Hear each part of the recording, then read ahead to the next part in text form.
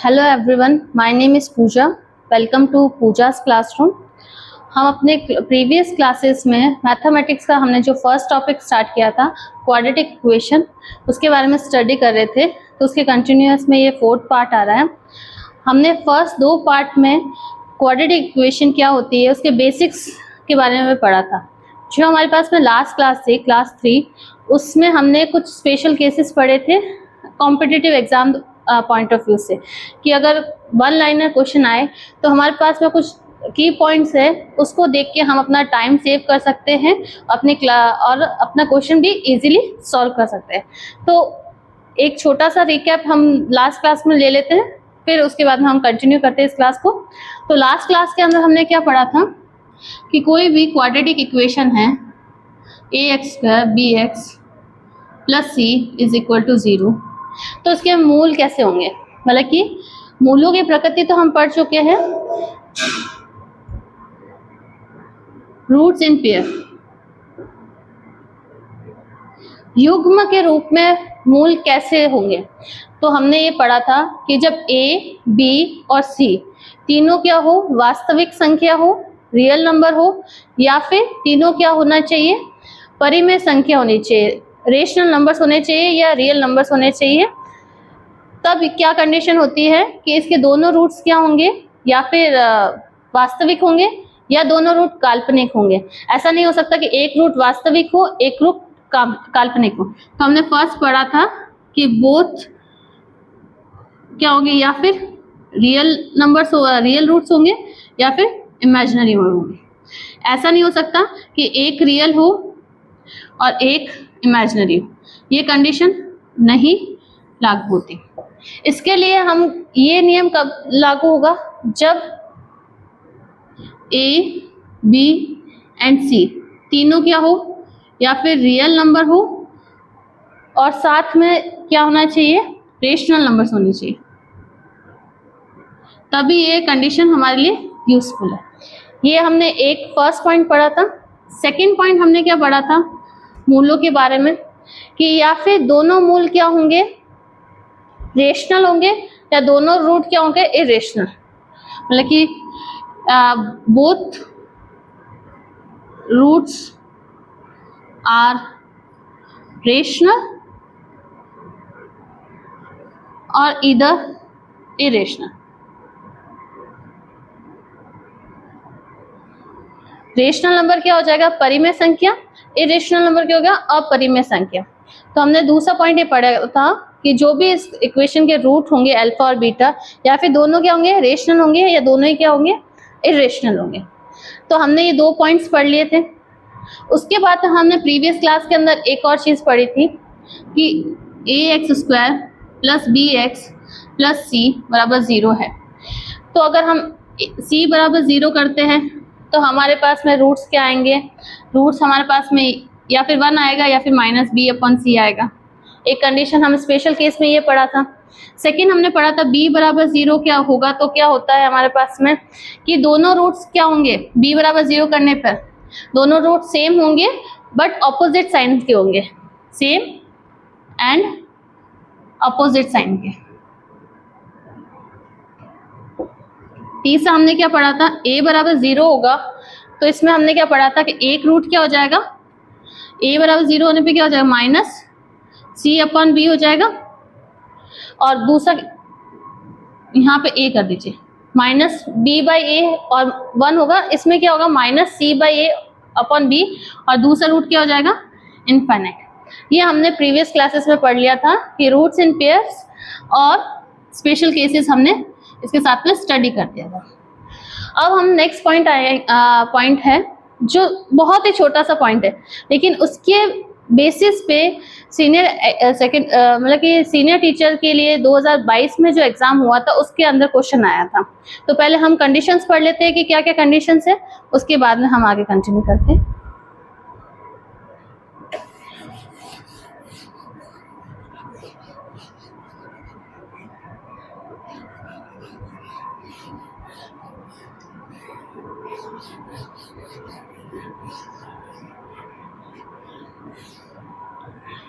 अभी तक हमने क्या पढ़ा कि रूट्स कैसे हो सकते हैं, रियल, या इमेजिनरी या फिर रेशनल और इरेशनल। ये हमने किसके बेसिस पे पढ़ा कि ये स्टैंडर्ड इक्वेशन है, इसके जो कोफिशिएंट है उसके बेसिस पे हम इसको स्टडी कर रहे हैं। तो इसी के कंटिन्यूटी में हम एक छोटा सा टॉपिक लेते हैं, साइन ऑफ रूट्स। ये बहुत ही छोटा टॉपिक है, लेकिन इसके बेसिस पे कॉम्पिटिटिव एग्जाम्स के अंदर क्वेश्चंस आए हैं। इसके लिए मैं एक एग्जाम्पल भी करवाऊंगी जो हमारे पास में PYQ है लास्ट ईयर का, उसके ऊपर बेस्ड है। फर्स्ट हम पढ़ते हैं साइन ऑफ रूट्स, मतलब अगर इसके रूट्स एक अल्फा है एक बीटा है तो क्या होगा, क्या कंडीशन बनती, या फिर दोनों रूट्स क्या हो, पॉजिटिव हो, या फिर क्या होगा, एक रूट पॉजिटिव होगा दूसरा रूट नेगेटिव होगा, या फिर दोनों रूट्स क्या होने चाहिए, नेगेटिव। दो ही सिंबल होता है, एक प्लस एक माइनस, तो ये हम कैसे पता करेंगे। तो इसके लिए फर्स्ट कंडीशन क्या आती है हमारे पास में, ए और एंड सी क्या होना चाहिए, सेम साइन में होना चाहिए, और बी क्या हो, ऑपोजिट साइन में। बी क्या है, ऑपोजिट साइन में। इसका कहने का क्या मतलब है कि ए और b coefficient of x square और कांस्टेंट टर्म सेम साइन होना चाहिए, मतलब या फिर ये दोनों क्या हो जाए, पॉजिटिव हो जाए ए और सी, या फिर दोनों क्या हो जाए, नेगेटिव हो जाए। तो अगर ए और बी दोनों पॉजिटिव है, सॉरी ए और एंड सी दोनों पॉजिटिव है, ठीक है, तो बी क्या होना चाहिए, इसका ऑपोजिट साइन होना चाहिए, मतलब बी किस में होना चाहिए, माइनस में होना चाहिए। तो अगर ऐसा चीज हो, अगर हम कोई इक्वेशन देखते हैं कि हमने देखा भाई ए और सी दोनों क्या है, पॉजिटिव है, बी नेगेटिव है, या ए और सी दोनों क्या हो सकता है,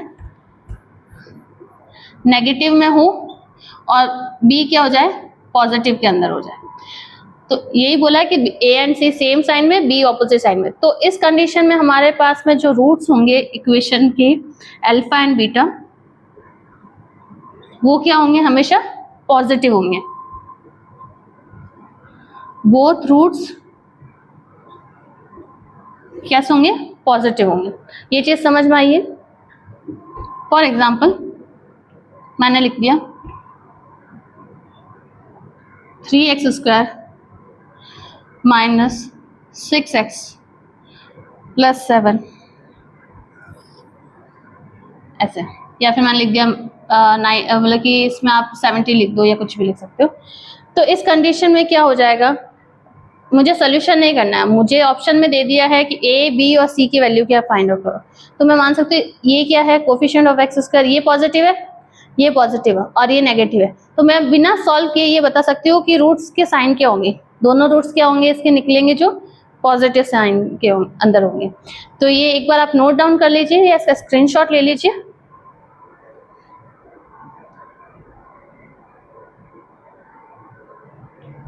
ठीक है, अब इसी के अंदर हम सेकंड कंडीशन ले रहे हैं। सेकंड कंडीशन के अंदर क्या आ जाएगा,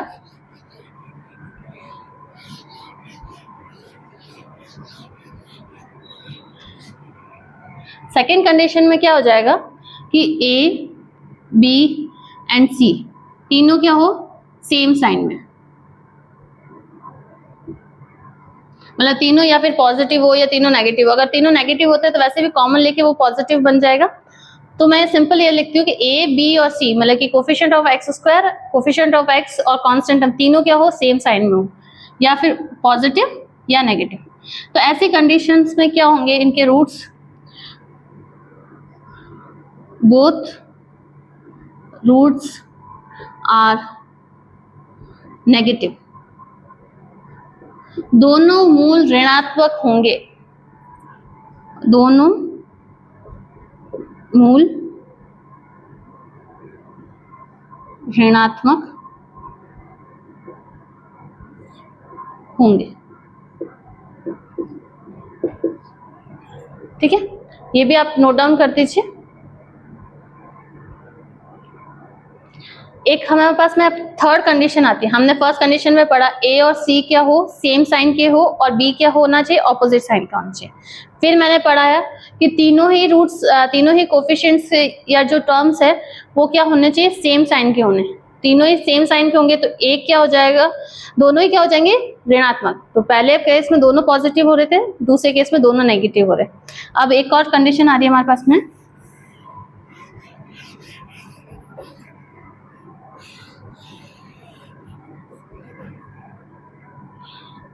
if A and C opposite sign, मतलब कि ये दोनों क्या हो, एक दूसरे के विपरीत चिन्ह में। जैसे मैंने मान लिया 2x square minus 4x minus 16 is equal to 0। तो इस केस में क्या है, a क्या है, पॉजिटिव है, जिसके सामने कोई सिंबल नहीं होता वो पॉजिटिव होता है, और c क्या है, नेगेटिव है। तो मतलब उसकी विपरीत चिन्ह हो गए। इसको ऐसे भी लिख सकते हैं, माइनस 2x स्क्वायर कर दिया, प्लस 4x लिख दिया, प्लस 16 लिख दिया। तो इस केस में ये नेगेटिव हो गया, ये पॉजिटिव हो गया। तो जब a और c coefficient of x square और कांस्टेंट हम ऑपोजिट साइन में हो, ऑपोजिट साइंस में हो, तो इस कंडीशन में एक रूट तो होगा पॉजिटिव और एक रूट क्या हो जाएगा, नेगेटिव। ये तीनों ही कंडीशन हमारे लिए बहुत इंपॉर्टेंट है एग्जाम पॉइंट ऑफ व्यू से। बहुत ही छोटा सा टॉपिक है, बस हमने 5 मिनट के अंदर ये पढ़ा है कि ax square plus b x plus c के अंदर अगर a और c सेम साइन में हो, b इसके ऑपोजिट साइन में हो, तो दोनों रूट्स क्या होंगे, पॉजिटिव होंगे। दूसरा हमने पढ़ा a b c तीनों ही क्या हो, सेम साइन में हो, या फिर पॉजिटिव या नेगेटिव। तो इस केस में क्या होगा, दोनों ही रूट, दोनों ही मूल नेगेटिव होंगे।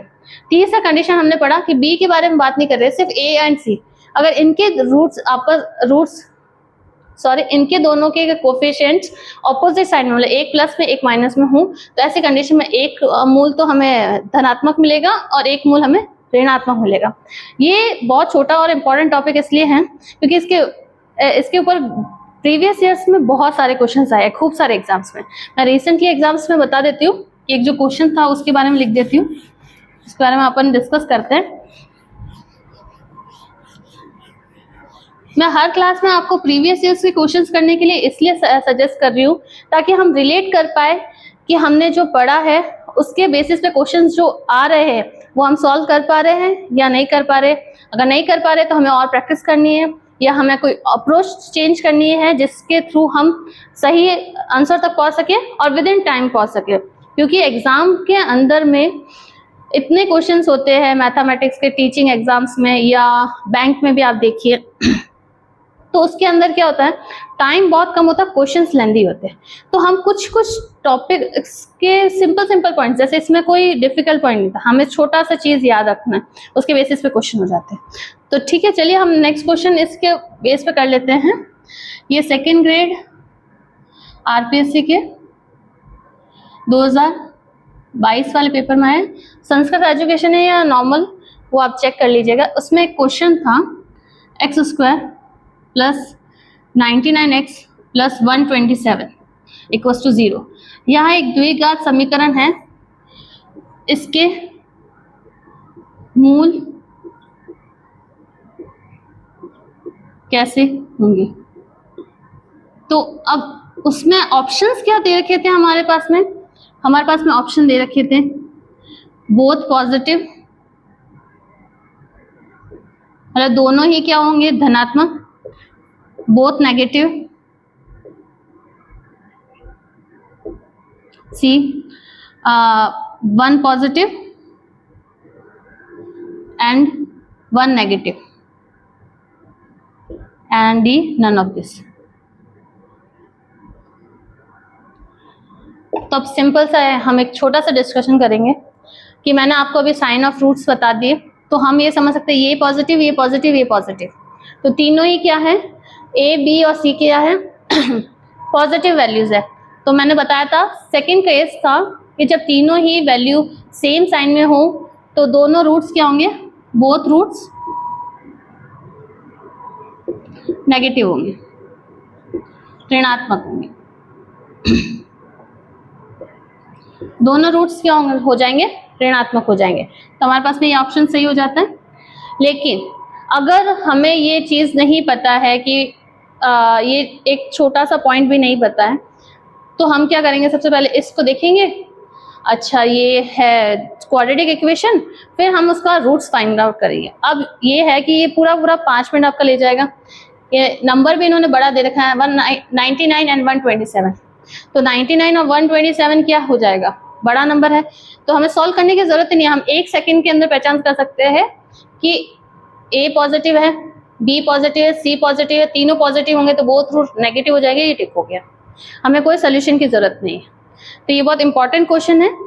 इसमें मूल की जगह इन्होंने शून्यांक वर्ड लिया था आजकल, इसीलिए हमें दोनों लैंग्वेजेस में पढ़ने की बहुत जरूरत है, क्योंकि अब जैसे हम इंग्लिश में तो बोले जीरो, यहाँ लिख दिया शून्यांक, तो कभी कभी एग्जाम में हमारे पास में खूब प्रेशर होता है तो हम नहीं समझ पाते कि ये पूछ क्या रहा है। तो ये सिंपल सी चीज़ है, इसने मूलों के बारे में पूछा है, तो ये क्वेश्चन है। आप एक बार एक क्वेश्चन लिख दीजिए, फिर मैं अभी नेक्स्ट टॉपिक है जो हमारा लास्ट ही है इस क्वाड्रेटिक इक्वेशन से रिलेटेड, वो डिस्कस कर लेते हैं।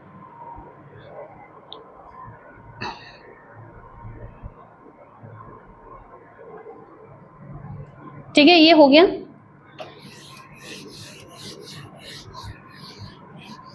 बेसिकली हमने क्वाड्रेटिक इक्वेशन के अंदर सारे टॉपिक को क्लियर किया है, एक एक चीज को हमने डिटेल से पढ़ा है। एक लास्ट टॉपिक है वो हम पढ़ लेते हैं, उसके बाद में हमारा क्वाड्रेटिक इक्वेशन क्या हो जाएगा, टॉपिक कंप्लीट हो जाएगा। एंड एक क्लास लूंगी जिसमें PYQ प्रीवियस ईयर क्वेश्चंस हम डिस्कस करेंगे, जो हमने पढ़ा है उसके बेसिस पे क्वेश्चंस आए हैं और हमें उसको कैसे सॉल्व करना है कम से कम समय के अंदर।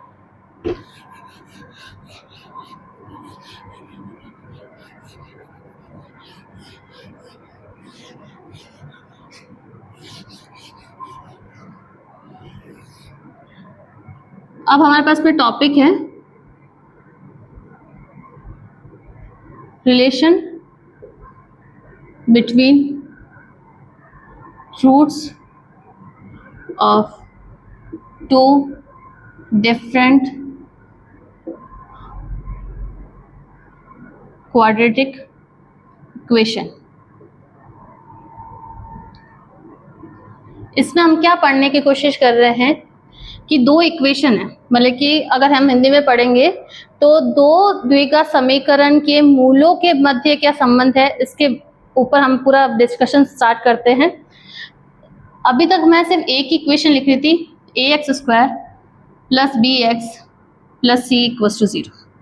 ये स्टैंडर्ड इक्वेशन है, ये एक इक्वेशन है। मुझे ऐसे कि ऐसे दो इक्वेशन बनानी है तो मैं क्या करूंगी, इसको a1 b1 c1 लिख दूंगी ताकि कंपैरिजन हम इजीली कर सके।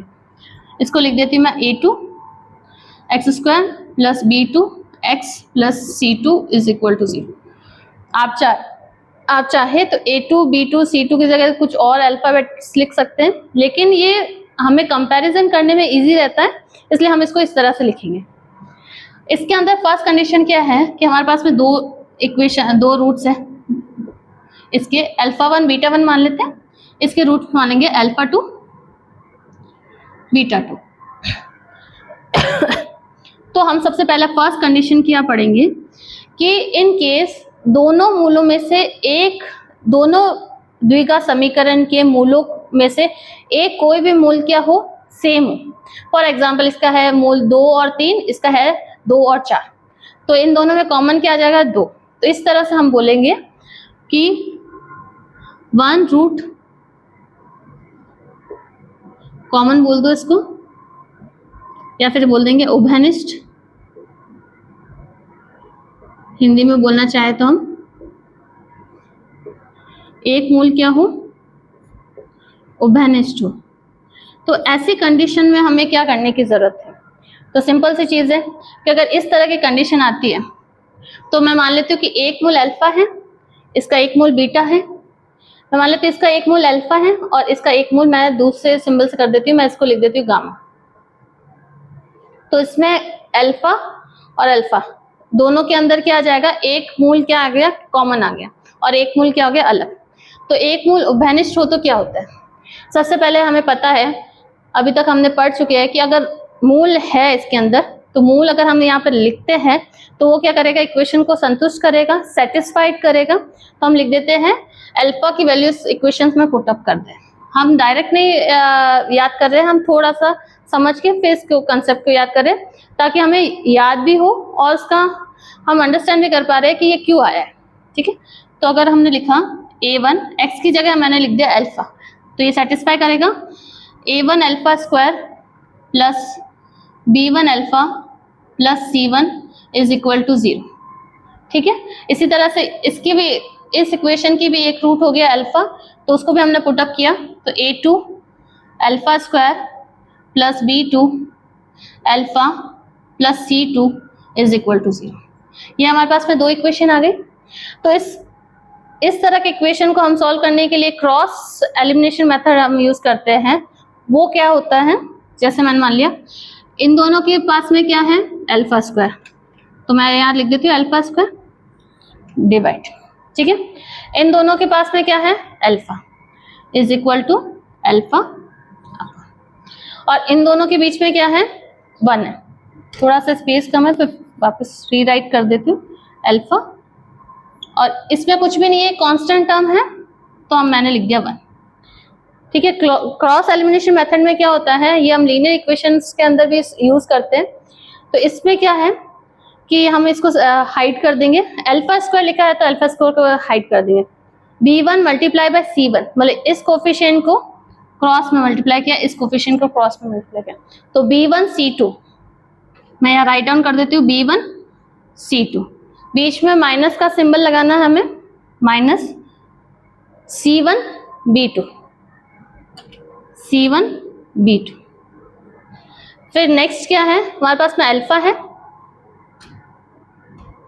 तो हमें अल्फा ये फाइंड आउट करना है। तो इस तरह से हम रोटेशन में घूमेंगे, ऐसा नहीं कि एक बार हमने यहाँ ले लिया एक बार, तो हम जैसे इनकेस क्लॉकवाइज चल रहे हैं तो इसी तरह से चलेंगे, और एंटी क्लॉकवाइज चल रहे हैं तो उसी तरह से, क्योंकि इसकी वजह से क्या हो सकता है सिंबल में चेंजेस आ सकते हैं, तो हमारा आंसर गलत हो सकता है। तो हमें ये ध्यान रखना है, ये अल्फा वाला हमने हाइड किया, तो ये C1 A2, C1 A2 minus A1 C2, A1 C2, ये हो गया। फिर 1 है, मतलब कांस्टेंट टर्म वाले को करना है, तो A1 B2 मल्टीप्लाई माइनस कर दो, फिर B1 A2, A1 B2 minus B1 A2, ये चीज आ गई। इससे हमें अल्फा की वैल्यू फाइंड आउट करनी है, तो हम कैसे सॉल्व करेंगे, एक बार इन दोनों इक्वेशंस को साथ में लेंगे, एक बार इन दोनों इक्वेशंस को साथ में लेंगे, तो इससे क्या होगा अल्फा एलिमिनेट हो जाएगा और हमारे पास में अल्फा की वैल्यू आ जाएगी।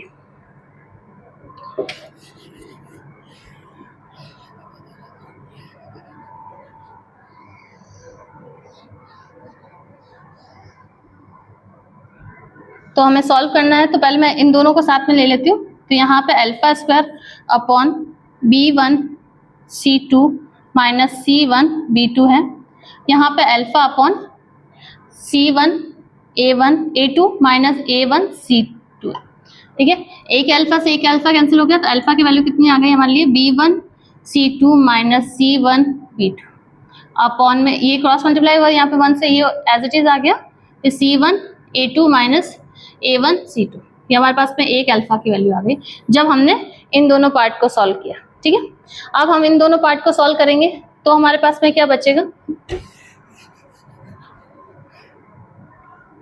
Alpha upon C1 A2 minus A1 C2, ठीक है, equal to 1 upon A1 B2 minus B1 A2, ये एज इट इज लिखा है इन दोनों कंपेयर करने के लिए। अब ये क्या है, यहाँ पे डिवाइड में है, यहाँ के मल्टीप्लाई में, 1 से किसी को मल्टीप्लाई करोगे तो वो सेम कंडीशन आ जाएगी। तो इसमें हमारे पास में अल्फा की वैल्यू क्या आ रही है, C1 A2 minus A1 C2 upon A1 B2 minus B1 A2, ये हमारे पास में अल्फा आ गया। अब सिंपल सी चीज़ है, ये भी अल्फा है, ये भी अल्फा है, तो दोनों चीज़ क्या होगी, इक्वल होगी।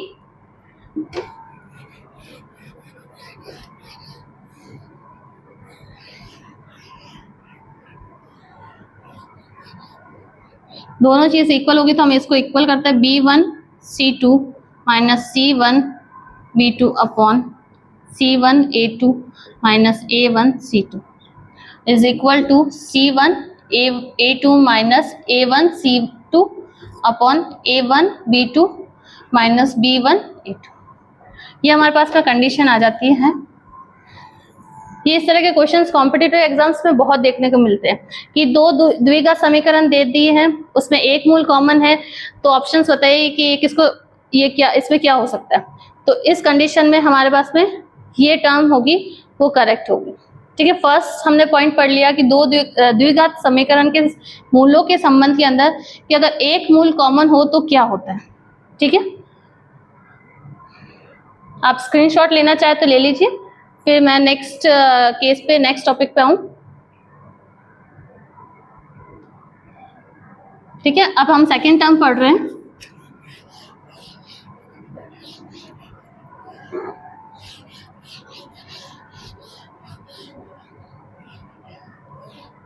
ऐसा करती हूँ, ऊपर ही लिख देती हूँ ये स्टैंडर्ड इक्वेशन, ताकि बार बार दिक्कत ना हो।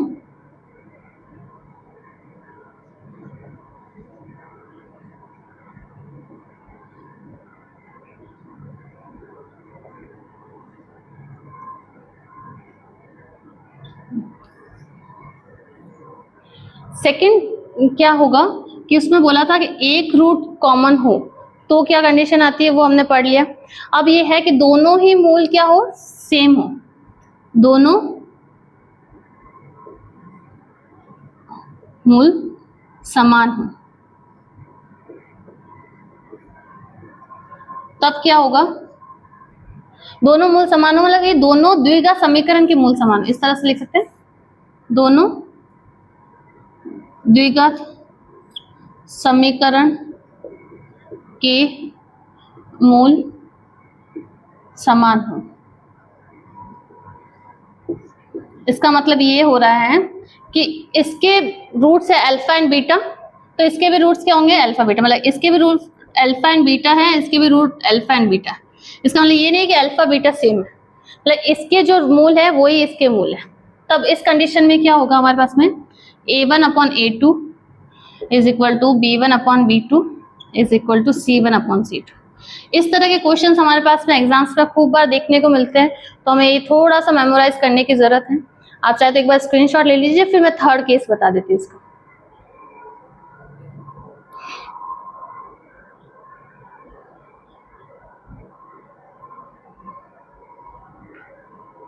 ठीक है, ये हो गया।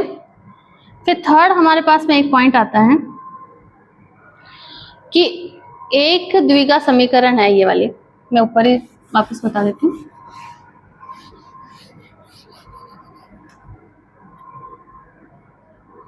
जैसे एक द्विघात समीकरण है ये, इसके मूल अल्फा और बीटा हैं, तो इसके व्युत्क्रम मतलब inverse 1 upon alpha 1 upon beta, तो एक समीकरण के जो मूल है वो दूसरे समीकरण के व्युत्क्रम के बराबर है, व्युत्क्रम के मूलों के बराबर है, तो क्या कंडीशन है, मतलब इसके मूल अल्फा और बीटा है, और तो इसके क्या होंगे 1 अपॉन अल्फा और 1 अपॉन बीटा। तो ऐसी कंडीशन में क्या होगा हमारे पास में, तो सिंपल सा, दोनों मूल समान थे तो हमने क्या माना था, a1 upon a2 is equal to b1 upon b2 is equal to c1 upon c2। ये था जब दोनों क्या हो, दोनों द्विघात समीकरण के मूल समान हो। अब इसमें है कि दोनों समान हो, जैसे मान लिया हमने एक 2 है एक 3 है, तो इसके लिए क्या हो जाएगा 1/2 1/3। तो ऐसी कंडीशन के लिए क्या होगा, b1 अपॉन b2 तो एज इट इज हो जाएगा, c1 यहाँ पे भेज दो, मतलब कंपैरिजन a1 अपॉन c2 हो जाएगा, a1 अपॉन c2 मतलब कांस्टेंट टर्म के साथ, और c1 अपॉन a2, इस तरह से चीज हो जाएगी हमारे पास में। तो ये आप नोट डाउन कर लीजिए, इंपॉर्टेंट चीज है और थोड़ा कंफ्यूज भी करती है, तो इसलिए हमें ध्यान रखना पड़ेगा इसमें। ये क्यों हुआ, क्योंकि जब ये इक्वेशन हम लिखते हैं a1 x square plus b1 x plus c1 is equal to 0, तो इसके मूल जो भी अल्फा, तो 1 अपॉन अल्फा वाले रूट्स के लिए हम इक्वेशन लिखना चाहे तो ये इंटरचेंज हो जाता है, मतलब ये c1 इधर है तो c1 x square plus b1 x plus a1 equals to 0। तो ये इक्वेशन का व्युत्क्रम मूल वाली इक्वेशन हो गई, और दूसरी इक्वेशन हमारे पास में क्या थी, a2 x square plus b2 x plus c2 is equal to 0। तो हमने इसको कंपेयर किया तो क्या आ गया, c1 upon a2 C1 upon A2, B1 upon B2, B1 upon B2 and A1 upon C2, A1 upon C2। आप इसको यहाँ लिखो, इसको यहाँ लिखो, सेम बात है क्योंकि इक्वल टू का साइन है हमारे पास में। तो ये हमारे पास में तीसरी कंडीशन आ गई। पहली कंडीशन हमने पढ़ी थी कि एक मूल कॉमन हो, दूसरी कंडीशन पढ़ी थी दोनों मूल सेम हो, मतलब इसके भी मूल सेम है, इसके भी मूल सेम है। तीसरी हमने कंडीशन पढ़ी है कि इसके मूल जो भी हो वो उसके दूसरे वाले के व्युत्क्रम हो, तो ये कंडीशन आएगा। तो ये क्यों आ रहा है ये मैंने बता दिया कि ये इक्वेशन है, इसका मूल अल्फा है, तो 1 अपॉन अल्फा वाली इक्वेशन क्या बन जाएगी, ये बन जाएगी। तो कंपैरिजन किससे होगा हमारी दूसरी इक्वेशन का, इससे। तो इसके अकॉर्डिंग फिर ये चीज आ जाएगी, ठीक है। इसके बेसिस के ऊपर हमारे पास में सीधा क्वेश्चन आता है। ये कॉम्पिटिटिव एग्जाम के पॉइंट ऑफ व्यू से हमारे लिए बहुत इंपॉर्टेंट है कि सीधा सीधा हमारे पास में कोई क्वेश्चन आ गया, ये चीज आ गई भाई एक मूल दूसरे समीकरण के व्युत्क्रम के मूल है, तो हम इसको पूरा सॉल्व करें, इससे बेटर है कि हम थोड़ा सा स्टडी कर लेते हैं यहाँ पे, जो हमारे एग्जाम्स के अंदर हमारा टाइम भी बचाएगा और हमारे क्वेश्चंस भी ज्यादा सही हो सकते हैं, ठीक है। तो 3 कंडीशन हो गई। एक और हम 4th कंडीशन पढ़ लेते हैं।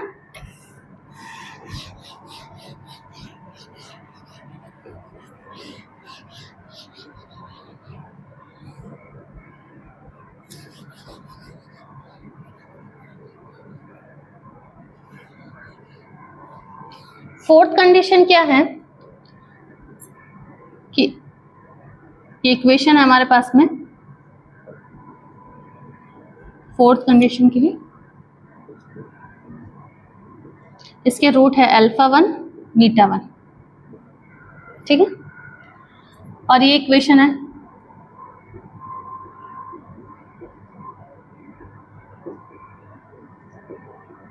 इसके रूट है अल्फा 2 बीटा 2।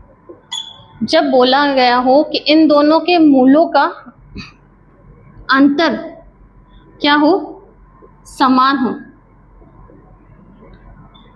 तब क्या कंडीशन होनी चाहिए। तो इसको सॉल्व करने का तरीका ये होगा कि हमें पता है alpha minus beta, alpha 1 minus beta 1, alpha 2 minus beta 2। तो अल्फा माइनस बीटा मूलों का अंतर कितना होता है हमने पढ़ा था alpha minus beta is equal to root में अल्फा प्लस बीटा का whole square minus 4 alpha beta, हमने पढ़ा था।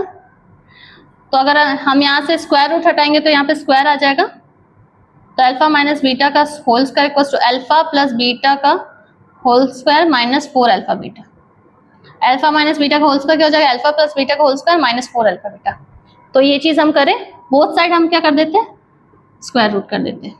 अगर अंतर समान है तो उसका वर्ग भी समान ही होगा, तो इसके ऊपर हम वो वाली इक्वेशन पुटअप कर देते हैं। तो इसके लिए क्या हो जाएगा, अल्फा 1 प्लस बीटा 1 का whole square minus 4 alpha 1 beta 1।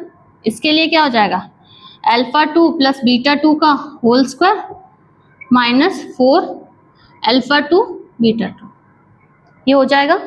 अब alpha 1 minus alpha 1 plus beta 1 मतलब कि अल्फा प्लस बीटा मूलों का योग किसके बराबर है, minus b upon a minus coefficient of x upon coefficient of x square. तो इसकी वैल्यू कितने आ जाएगी, माइनस का b1 अपॉन a1 का स्क्वायर माइनस 4 अल्फा बीटा कितना होता है, c1 अपॉन a1 हो जाएगा हमारे पास में। सिमिलरली इसके लिए क्या हो जाएगा, minus b2 upon a2 whole square minus 4 c2 upon a2। ये हमने वैल्यू पुट अप कर दी। अब इसको हम सॉल्व करते हैं तो ये कितना हो जाएगा, b1 का स्क्वायर अपॉन a1 का square minus 4 c1 upon a1 is equal to b2 का स्क्वायर अपॉन a2 का square minus 4 c2 upon a2। आप इतना एक बार स्क्रीनशॉट ले लीजिए, नोट डाउन कर लीजिए, फिर उसके बाद मैं इरेज करके ऊपर लिखती हूँ।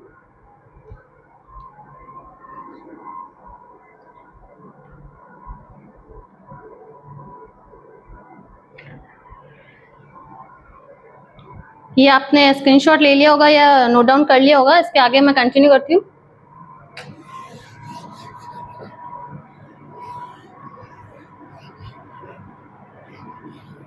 इसके लिए क्या आ जाएगा कि हम एलसीएम ले लेते हैं, ये भी A1 है, ये भी A1 है, ये A1 का स्क्वायर है, तो एलसीएम कितना आ जाएगा हमारे लिए, A1 का स्क्वायर ऊपर क्या आ जाएगा B1 का स्क्वायर -4, इधर A1 था और हमारे पास एलसीएम A1 का स्क्वायर है, तो यहाँ पे एक A1 आ जाएगा, A1 C1 is equal to, similarly B2, यहाँ पे भी A2 का स्क्वायर आ जाएगा, तो B2 का स्क्वायर एज इट इज, यहाँ पे A2 कम है तो यहाँ इसके साथ में भी आ गया A2 C2।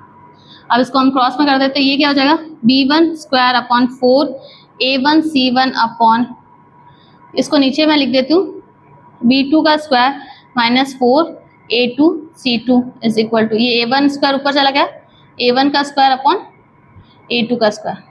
ये हमारे लिए इंपॉर्टेंट चीज आ गई कि अगर दोनों द्विघात समीकरण के मूलों का अंतर समान हो तो क्या कंडीशन होगी ये। अब हमें ये पता है d इक्वल टू क्या होता है B स्क्वायर -4AC, ये होता है कि नहीं होता है, होता है, तो इसको हम इस फॉर्म में भी लिख सकते हैं, या और इसमें आ सकता है D1 अपॉन D2, या D1 और D2 क्या है B स्क्वायर -4AC को डिनोट करते हैं, हम चेक करते हैं नेचर ऑफ रूट्स, उसके लिए इज इक्वल टू A1 का स्क्वायर अपॉन A2 का स्क्वायर, इस तरह से भी आ सकता है। और साथ में हम लास्ट में हम ये कर सकते हैं कि अगर यहाँ पे दोनों स्क्वायर है तो वो साइड हम स्क्वायर रूट लेते हैं, तो ये क्या इसके अंदर आ जाएगा D1 अपॉन D2 का square root equals to A1 upon A2। इन तीनों में से हमारे पास में ऑप्शंस के अंदर कुछ भी आ सकता है, ये तीनों भी आ सकता है, नीचे ऑप्शन आ गया ऑल ऑफ दिस, तो ऑल ऑफ दिस हो जाएगा हमारे। तो ये आप नोट डाउन कर लीजिए, इसका स्क्रीनशॉट ले लीजिए, इंपॉर्टेंट रिजल्ट है हमारे एग्जाम पॉइंट ऑफ व्यू के अकॉर्डिंग।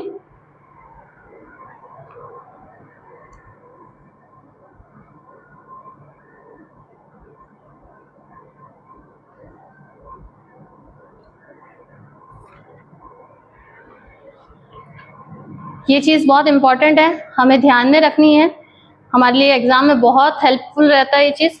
ये फोर्थ कंडीशन आ गई। इसके बाद हम एक और कंडीशन पढ़ते हैं, उससे पहले हम एक बार रिवाइज कर लेते हैं कि हमने अभी तक कौन कौन सी कंडीशन पढ़ी है रिलेशनशिप बिटवीन रूट्स के अंदर या जीरोस के अंदर। कि पहली कंडीशन थी कि दोनों ही क्या हो रूट्स, पहली कंडीशन थी कि जब एक रूट क्या हो कॉमन हो, एक रूट उभयनिष्ठ हो। दूसरी कंडीशन हमने पढ़ी थी कि दोनों मूल क्या हो समान हो, तो क्या होगा। फिर हमने तीसरी कंडीशन पढ़ी थी कि एक समीकरण के मूल दूसरे समीकरण के मूल के व्युत्क्रम, व्युत्क्रम का मतलब इनवर्स हो तो क्या होगा। और फोर्थ हमने कंडीशन पढ़ी कि दोनों द्विघात समीकरण के मूलों का अंतर समान हो तो क्या होगा। ठीक है, हमें फिफ्थ पॉइंट पढ़ते हैं।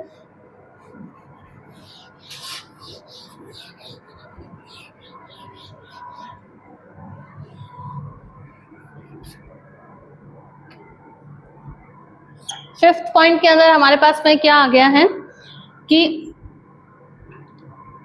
एक समीकरण के मूल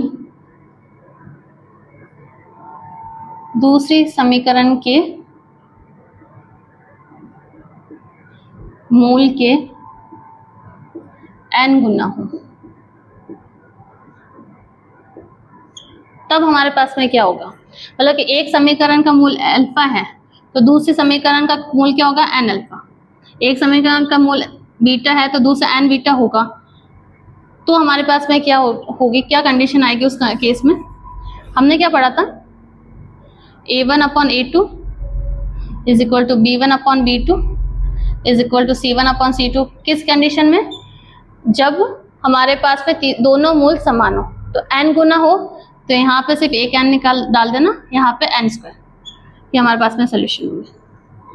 हम रिलेट करके याद करेंगे, आप अपनी भी ट्रिक लगा सकते हैं कि किस तरह से मुझे याद करना है, क्या मेमोराइज करना है। तो ये सिंपल सा चीज, अब इसको हम पूरा सॉल्व करें, इससे बेटर है कि सिंपल सा हमें याद है कि दोनों मूल सेम होते हैं, तो ये है n गुना हो गया तो इधर n स्क्वायर, तबकि A1 के पास में x स्क्वायर होता है तो हमें उल्टा करना, n स्क्वायर यहाँ पे, n यहाँ पे और यहाँ पे, दैट्स इट। ये हमारे पास में हो गया। लास्ट हमारे पास में एक और चीज है, ये आप स्क्रीनशॉट ले लीजिए या नोट डाउन कर लीजिएगा स्क्रीन वीडियो पॉज करके। लास्ट हमारे पास में एक 6th कंडीशन आ जाएगी।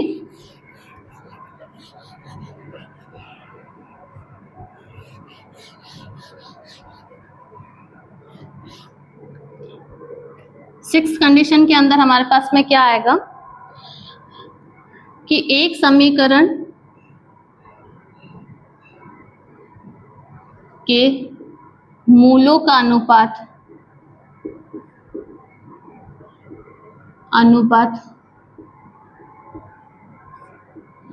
दूसरी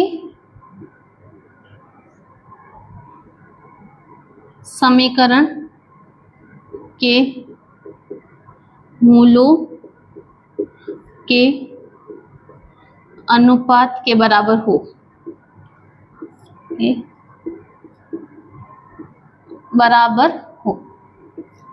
तब हमारे पास में क्या होता है, इसका कहने का मतलब है कि अगर एक का अल्फा 1 और बीटा 1 है और दूसरे का अल्फा 2 अपॉन बीटा 2 है, तो इन दोनों का जो अनुपात होगा वो अगर इन दोनों के अनुपात के बराबर होगा तो हमारे पास में क्या कंडीशन आएगी, हमारे पास में इक्वेशन है ये,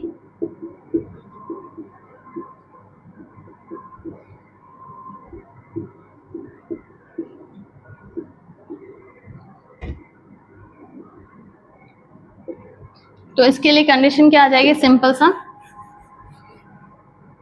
B1 upon B2 is equal to A1 C1 upon A2 C2। ये हमें सिंपल सा याद करना, बहुत ही इजी है। आप एक बार इसका भी स्क्रीनशॉट ले लीजिए। ये हमारे पास में लास्ट कंडीशन थी 6, एक समीकरण के मूलों का अनुपात जब दूसरे समीकरण के मूलों के अनुपात के बराबर हो तो क्या होगा, बीच वाली टर्म इधर और ये फर्स्ट और लास्ट टर्म का मल्टीप्लिकेशन इस साइड में आ जाएगा। एक बार आप स्क्रीनशॉट ले लीजिए, इसको नोट डाउन कर लीजिए, ठीक। ये किस तरह से आया है कि हमें पता है कि अगर अनुपात सेम है तो हम इसमें वैल्यूज पुट अप करेंगे, इसको रेशनलाइज करेंगे और फिर इसको सॉल्यूशन करेंगे, तो ये इस तरह से आ जाएगा B1 स्क्वायर। यहाँ पे स्क्वायर लिखना मैं भूल गई थी, आप प्लीज नोट डाउन कर दीजिए वापस। B1 का स्क्वायर अपॉन B2 का square equal to A1 C1 upon A2 C2। ये हमारे पास में सारी कंडीशंस हो गई है। इसके साथ ही चार क्लासेस के अंदर हमने द्विघात समीकरण क्वाड्रेटिक इक्वेशन के अंदर जितने भी कंसेप्ट है वो हमने सारे पढ़ लिए। अब इसके बाहर मेरे ख्याल से तो कोई भी कंसेप्ट नहीं है। शुरुआत की 2 क्लासेस में हमने पूरा बेसिक स्टार्ट किया था कि किस तरह से है, और जो 3rd और 4th क्लासेस है वो आपको शायद थोड़ा डिफिकल्ट लगे, लेकिन वो एग्जाम पॉइंट ऑफ व्यू से आपके लिए बहुत हेल्पफुल रहेगी। तो आप प्लीज इसको 1-2 बार देखिएगा ताकि आपको अच्छे से समझ में आ जाए। और ये क्लास मैं यहाँ पे कंप्लीट करती हूँ। एक लास्ट क्लास हम क्वाड्रेटिक इक्वेशन पे क्लास 5th लेंगे, उसके अंदर हम सिर्फ और सिर्फ प्रीवियस ईयर्स क्वेश्चंस सॉल्व करने की कोशिश करेंगे कि हमने जो पढ़ा है उससे रिलेटेड क्वेश्चंस आ भी रहे हैं, नहीं आ रहे हैं, और अगर आ रहे हैं तो बहुत अच्छी बात है, हमें उसके प्रैक्टिस करेंगे तो हमारे पास में किसी भी एग्जाम के लिए एक पॉइंट ऑफ व्यू हो जाएगा कि इस एग्जाम्स के अंदर द्विघात समीकरण क्वाड्रेटिक इक्वेशन के अंदर कैसे कैसे क्वेश्चंस हमारे पास में आ रहे हैं। तो ऑलमोस्ट 4 क्लास लिए है, तो हाफ एन आवर की क्लासेस है, तो 2 घंटे के अंदर आप पूरा द्विघात समीकरण पढ़ सकते हैं। और 1 घंटे का या आधे घंटे का और हम क्लास लेंगे जिसके अंदर मैं कुछ प्रीवियस क्वेश्चंस करवाऊंगी। और उम्मीद करती हूँ कि आप खुद भी आरपीएससी के एग्जाम्स दे रहे तो उसकी वेबसाइट्स पे, आरएसएम एसएसबी की दे रहे तो उसकी साइट्स पे जाके, या आईबीपीएस एसएससी के एग्जाम्स दे रहे तो आप जाइए और जो प्रीवियस क्वेश्चन है उसको सेलेक्ट कीजिए और उसको सॉल्व करने की कोशिश कीजिए। हम नेक्स्ट क्लास में मिलते हैं। अगर आपको वीडियो पसंद आया तो प्लीज़ इसको लाइक, शेयर एंड सब्सक्राइब कीजिए। Thank you.